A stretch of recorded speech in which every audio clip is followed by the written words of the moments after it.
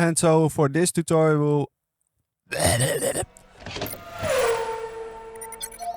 Hello everyone, Professor OSW-Sim-Sports here, and as requested, part 2 of the aerodynamics tutorial, and this time how to actually tune your aerodynamics in order to go a bit faster or to gain a little bit more consistency. Okay, so first things first, for this tutorial, in order to follow along with me and to get the most out of the data you will be collecting, I highly recommend installing TinyPedal. TinyPedal is a free, open source even, I think, overlay plugin with which you can get a lot more data just on your screen while you are driving than you would normally be able to have. And if you have any struggles, issues or questions on how to install TinyPedal and to get it working, please refer to this awesome video by Carson F1. And if you are wondering which overlays within TinyPedal I'm currently using for this session, please check on the screen right now. Now for this tutorial I have chosen the LMP2 car. It perfectly applies everything that we learned about in the first video. And here is where I have to stress that I literally cannot provide you with some magic bullet points that will always make you go faster. Cars are dynamic, tracks are always different. There is so much stuff that can affect the way your car drives or how quickly it goes, that the only real way to describe it is the following. Driving a car is essentially a giant physics experiment with thousands and thousands of real-time parameters. And so here we go on board for the first decent lap with the base setup, into the braking zone, brake at the 150 meter braking marker, and you can see the pulsing I'm doing on my braking because this car is really wanting to kill you at every opportunity, especially when it is pitching forward during braking. And in these type of corners here, I don't know, you can probably see it a little bit, the car is extremely understeery. Like also here, you really want to send it in and then rotate the car on off throttle, but yeah, this car is not really complying. Also here, it feels so slow, it's so sluggish, it's extremely understeery. So if we want to go a little bit faster, that is the first thing we have to address. And in hard braking zones like here, it is still extremely easy to lose the car under braking, where you brake a little bit too hard, put a little bit too much braking pressure, the car pitches forward, the rear of the car starts to lose grip, and it suddenly overtakes you and you spin out. And in this section of the track, the car is actually very nice to drive. It is very compliant, it's very easy to drive. And if you can overcome the understeer in this section, you can actually set some pretty decent lap times with this setup. And as we go towards the line, we will get a 130.9. And now for some quick clips of how much the car wanted to keep killing me under braking. You can see here the back wants to step out. And here again, the back wants to step out again. I managed to correct it this time, and in this situation, yeah, I just lose it, spin out, boom. And I'm sure you have been there before if you have tried some LP racing. And if you preempt it a little bit like you see here, you can actually catch the slide, but yeah, like you see, it just loses a ton of time and it is not what you want at all. Now, after 11 laps, we have now set a nice base lap time, and the importance of this is not really to set a lap time as fast as possible, but generally more to get a nice feeling and understanding of the car. What are the biggest compromises? What are its biggest strengths of the current setup? Where can you go fast? Where can you go slow? Where do you have to go slow? And all that sort of stuff. And in this scenario, the biggest weaknesses we have found so far, or at least I have found so far, is that it currently wants to kill me under braking even when I'm very careful. This forces me to be very, safe, and this is costing me lap time. And the second major thing is that it is basically understeering everywhere. So we can diagnose the problems in the car. It wants to kill you under braking and it has chronic understeer. So why does the car want to kill us under braking? It's very easy to say, obviously, you just brake a little bit too hard and you don't have ABS, so that's the reason. But there is actually a vehicle dynamics reason why this is happening. And this is also a bit of a double-edged sword.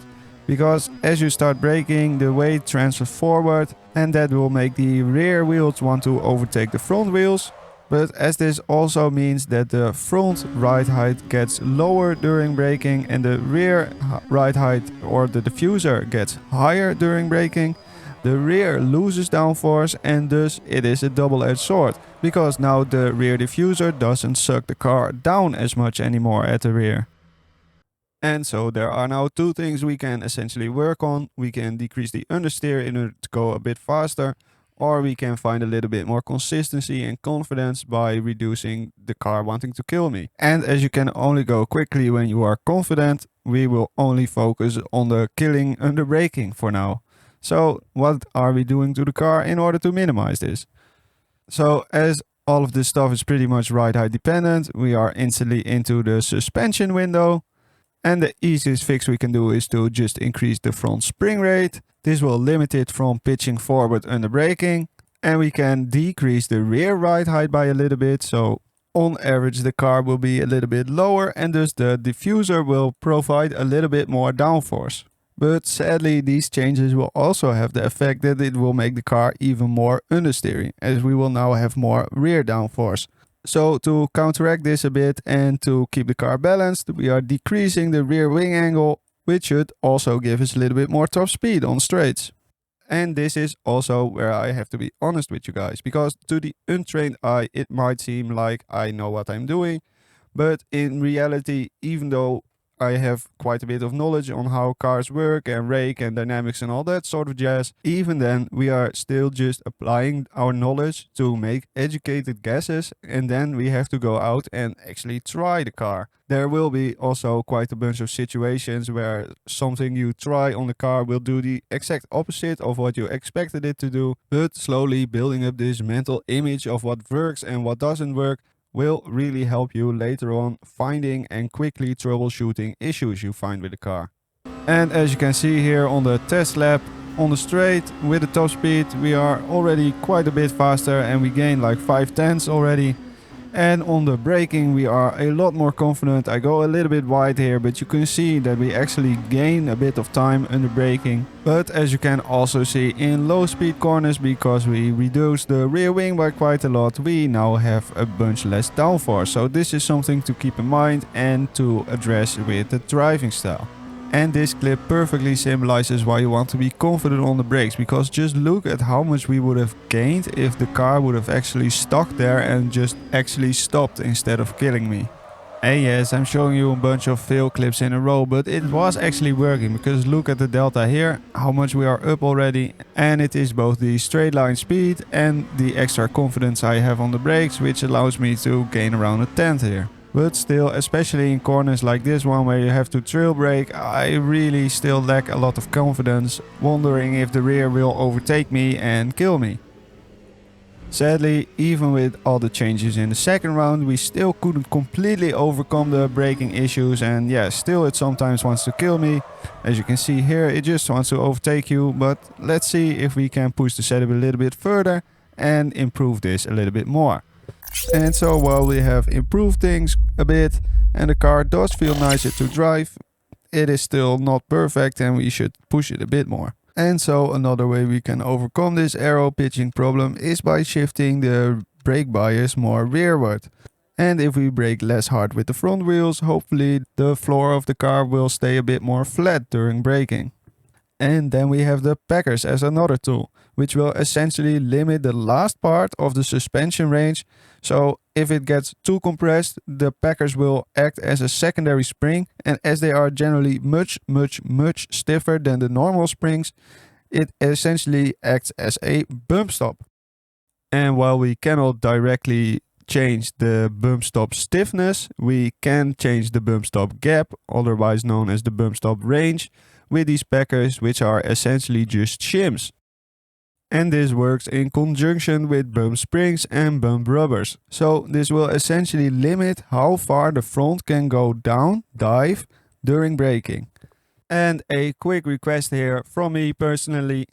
These videos take a long time to make, like seriously, just recording the gameplay footage takes around 2 hours, then doing all of the setup stuff and the experimentation takes about an hour. Then recording some of the B-roll takes about an hour, and actually editing the video takes about 2 hours. Then I do all of the voiceover stuff, which also takes about an hour. And yeah, as you can imagine, it just takes a long time to create these videos. So if you get any value out of them and you actually learn something, maybe you actually go a little bit faster on the track after watching this video, please hit the like button, leave a nice comment, subscribe to the channel if you haven't already.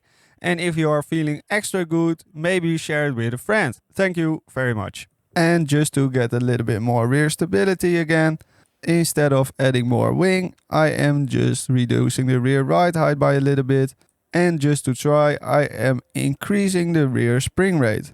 If it can compress less, it will also come up less when the car is braking. And just as an experiment, I'm taking the rear wing down all the way to minimum. But sadly, even with all those changes, it still wanted to kill me, especially when trail braking into a corner. And so we make a few more changes. We do 2 clicks more rear ride height down. We increase rear spring stiffness by 1 click. And 1 click more rear ride height down for good measure. And as the car was too unstable, also in slow speed, we do 2 clicks more rear wing. And finally, after all of those changes, we finally go on board for a full lap. Because we have a bit more confidence, we brake after the 150 meter braking marker. We even make the corner, but we lose a little bit of time by sliding a little bit too much. But as that is the slowest corner, that will also give the least aero benefits. And here you can see I am way more confident now with this newfound setup, and I can really chuck it into the corner. Also here much more corner speed.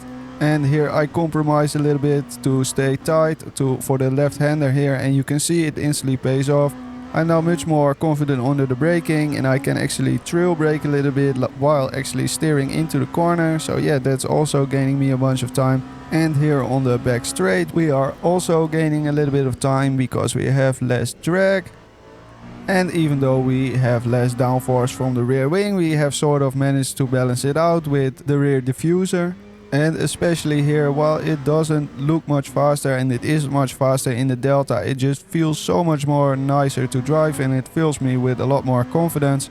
And the payout of this setup will come on the straight here, because we have very low drag, and thus we will have a very nice top speed. And just look at the Delta. And sure, I did get a nice exit, but this isn't only exit, this is also drag.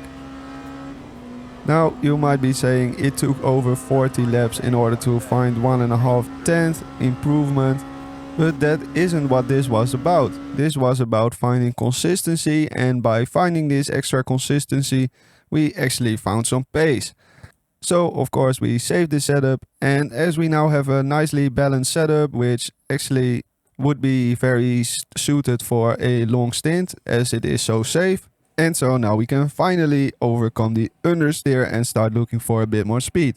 And as it was explained in the first tutorial, if you want to overcome understeer, you have to get the front splitter as low as possible. And we also remove 1 centimeter of packer shims. So with tiny pedal you can now see that we have effectively a 0.5 degree rake angle, which is coming from the 25 millimeter ride height difference between the front and the rear. And if we now compare it to our old setup, you can see the rake is much lower and the difference between the ride height is also much lower. And now before I will explain to you why this works, I just want to show that it works. And this gets so old after a while, every time driving out of the pit box. And so here we go on board for the first lap we actually did after making these changes. Already on the straight we can see that we are gaining time. I will get into that. And also here on the braking we are gaining a bunch of time. I will also explain that a bit more. And it is hard to get across with video like this, but the car was feeling so much more pointy. Like it had so much less understeer, and it finally wanted to turn into the corners. And obviously, as this was my first lap, in some situations you are a little bit surprised with how the dynamics of the car actually change with the setup changes. But here you can see I'm just gaining basically everywhere. Here I messed up the exit a little bit, and which cost me a bunch of time, but already within this half a lap it was very much safe to say that we are much quicker with this setup. And here you can see nice 4-wheel slide. You can see the car is still nicely balanced. I do have to correct it a little bit, But here in the final section, under trail braking, it does still want to kill me, which cost me this lap time. And also here you can see that the car is now suddenly a bit more edgy again. So while we did gain a bunch of speed, we also made it a bit more harder to drive, and thus we lost a bit of consistency. And thus we are now more into the esports setups, or actually qualifying setups. And here a few laps later we are on a decent lap again. You can see here on the corner entry how much more willing it is to actually get into the corner. It also gains us a bunch of time because yeah, we can just go on the throttle a bit earlier. Here it is also extremely nice. You can see it just, I turned it in. I could have even went faster there because there was still more road to use. And also here, even though we are compromising for the next left-hander, we are still gaining, basically gaining everywhere. And as long as I don't make any driver errors or mistakes, because this car is faster, but it is also less compliant than the previous balance setup we actually created. And so this is the part where personal driver skill and personal driver style also comes into play, where your approach to corners might be very different to mine. For example, I have a very distinct driving style in which I am almost always trying to maximize corner exits, and I'm very willing to compromise a little bit on the entry, while your driving style might be exactly the other way around. So yeah, even though you can see me going faster here, it doesn't necessarily mean you would go faster too. And this is really where you have to do some experimentation for yourself, see what works for you, and slowly define your own driving style. And so with these changes we gained about 0.3 of a second, nice improvement. And as I was honestly wondering and a bit surprised why this was working so well, I went to an expert into setting up these prototype cars and just flat out asked him. Is high rake for prototypes kind of meta right now? I had a flat LMP2 setup which is nice balance, then I put 1.5 rake on it, and it's, yeah, I mean it's not a meta, but I think it's a considerable way of creating downforce for sure. And since you don't have any splitter on the cars, well, you have splitters, but they are not adjustable, right? The only thing that you can adjust on the prototypes is the rear wing, and the rear wing doesn't give you any front rotation. However, rake is gonna give you overall downforce and overall rotation, so I think that's the link that you need to consider here. The rake is obviously one thing, puts the airflow of the car like over the chassis, but rake is also another thing, as in you're putting your rear up, so you push the center of gravity to the front, so that overall balance, oh boy, so that overall balance is also moving to the front, right? And that of course will result into the car rotating a lot harder. Cheers, Michi. And yeah, so that basically also confirms the theories I had myself, and it also matches very nicely with what I shared with you last video. So in this case, by lowering front ride height, we get more front downforce. This then shifts our aero balance a bit forward. And by lowering our front ride height, we also get more static and low speed rake angle. And by having more rake angle, we get more overall downforce. And it will also shift the weight balance more forward. And this altogether will help the car rotate a bit more, and it will decrease overall understeer. And a key thing to understand about rake angle is that it also causes a lot of drag, as shared in the last video. But on the other hand, as rake is ride height dependent, and as ride height on cars with a lot of downforce is pretty much a speed dependent thing, if we tune our spring stiffnesses correctly and our packers correctly, we can essentially overcome all of the disadvantages of using rake while still having almost all of the benefits. And that is also the explanation why, despite having a 0.5 degree static rake angle, as you can see at Vmax or top speed, the rake angle is almost 0, so the car is flat. And as you can see, this gains us half a tenth before even starting to brake. And now, during braking, as long as we can control the car pitching forward and actually having a lot of rake gives us a ton of benefit, because the car now stops quicker because of all the increased drag. And so, what if we want to go even faster and we take it to the next logical conclusion? We get the floor as low as possible, we reduce all of the spring stiffnesses, we remove all of the packers, and we even reduce the rear ride height a bit more again. Surely we will have even more grip and we will go even faster, right? And here, as we come out on the main straight with this new setup, on low speed there is absolutely no problem, but as the speed slowly increases, just listen to what happens.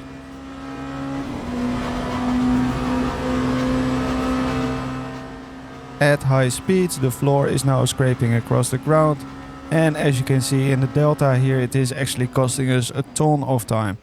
And this is where packers or bump stops or whatever come in super handy, because without increasing spring rate stiffness, we can actually still limit the amount the suspension can travel downwards, and thus we can actually stop the car from bottoming out without having any real disadvantages. So we add half a centimeter of packers front and rear, and we decrease the rear wing angle by one more click. And so let's see how it goes on our first decent lap.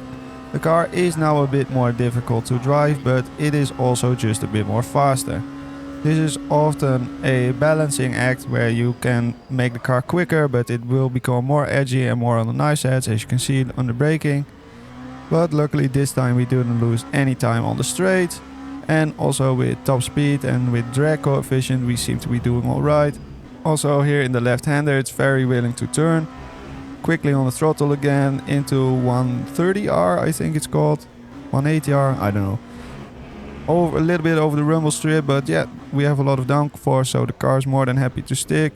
Here we go, very tight, maybe a bit too tight, costing us a little bit of time, but as you will see here down the back stretch, we did get a nice exit, and the very low amount of drag we are running will actually allow us to come back a little bit on the time.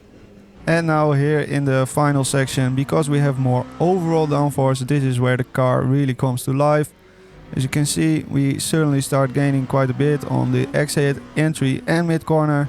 And it's exactly the same situation on this corner here.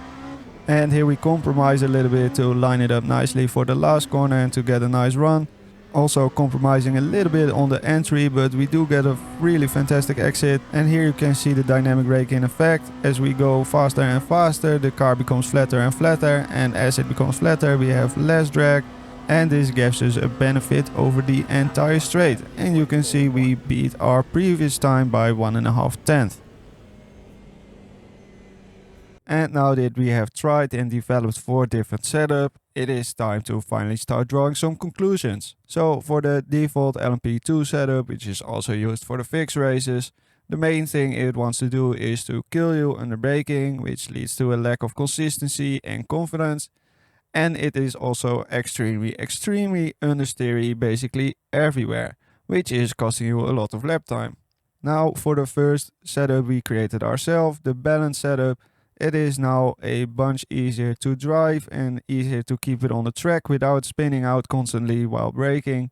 And while it isn't really faster, the extra consistency and the extra top line speed would make it very suitable to use as a race setup.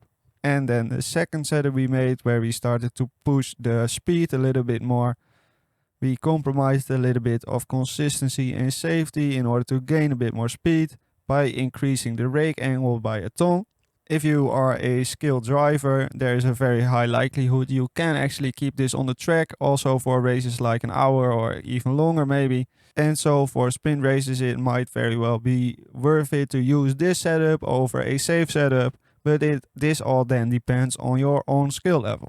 And then we have the alien level esports setup, where we pushed everything to our advantage in order to just get the most out of the car in terms of aerodynamics, all in exchange for having a bit less stability and confidence. And while this did gain us a bunch more time, it was also just harder to drive, and I would only recommend people use these type of setups for actual qualifying runs. Now, if you have made it this far into this video, you are an absolute mad lad. Thank you so much.